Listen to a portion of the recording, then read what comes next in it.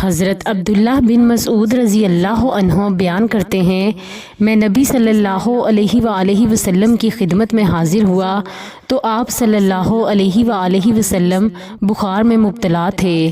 میں نے آپ صلی اللہ علیہ وآلہ وسلم کو ہاتھ لگایا تو میں نے عرض کیا، اللہ کے رسول صلی اللہ علیہ وآلہ وسلم، آپ تو بہت سخت بخار میں مبتلا ہیں۔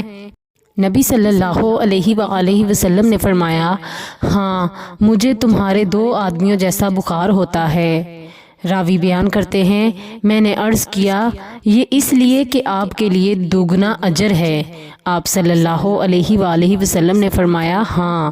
پھر آپ صلی اللہ علیہ وآلہ وسلم نے فرمایا، جب مسلمان کو کسی مرض یا کسی اور وجہ سے کوئی تکلیف پہنچتی ہے تو اللہ اس کی وجہ سے اس کے گناہ اس طرح گرا دیتا ہے جس طرح موسم خزاں میں درخت اپنے پتے گرا دیتا ہے۔ مشکات المصابیح حدیث نمبر 1538۔ حضرت ابو سعید خدری رضی اللہ عنہ سے روایت ہے کہ جبرائیل علیہ السلام نبی صلی اللہ علیہ وآلہ وسلم کی خدمت میں حاضر ہوئے تو انہوں نے فرمایا، محمد صلی اللہ علیہ وآلہ وسلم، آپ بیمار ہیں؟ آپ صلی اللہ علیہ وآلہ وسلم نے فرمایا، ہاں۔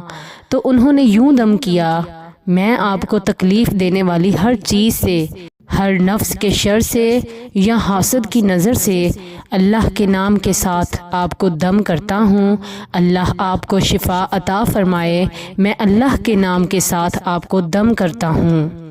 مشکات المصابیح حدیث نمبر 1534۔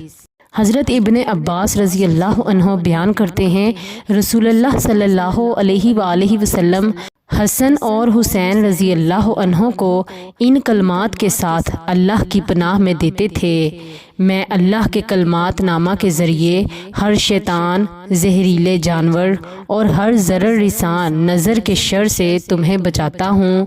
اور آپ صلی اللہ علیہ وآلہ وسلم فرمایا کرتے تھے، تمہارے باپ ابراہیم علیہ السلام ان کلمات کے ذریعے اسماعیل علیہ السلام اور اسحاق علیہ السلام کے لیے پناہ طلب کیا کرتے تھے۔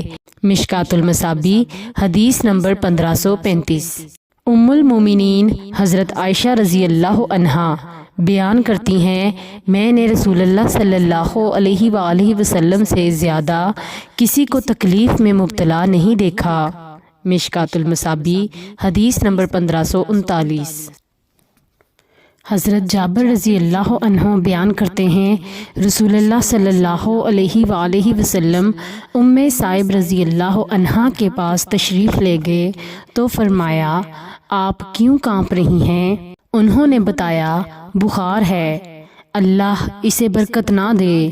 آپ صلی اللہ علیہ وآلہ وسلم نے فرمایا، بخار کو برا بلا نہ کہو، کیونکہ وہ بنی آدم کے گناہوں کو اس طرح ختم کر دیتا ہے جس طرح بھٹی لوہے کی میل کچیل دور کر دیتی ہے۔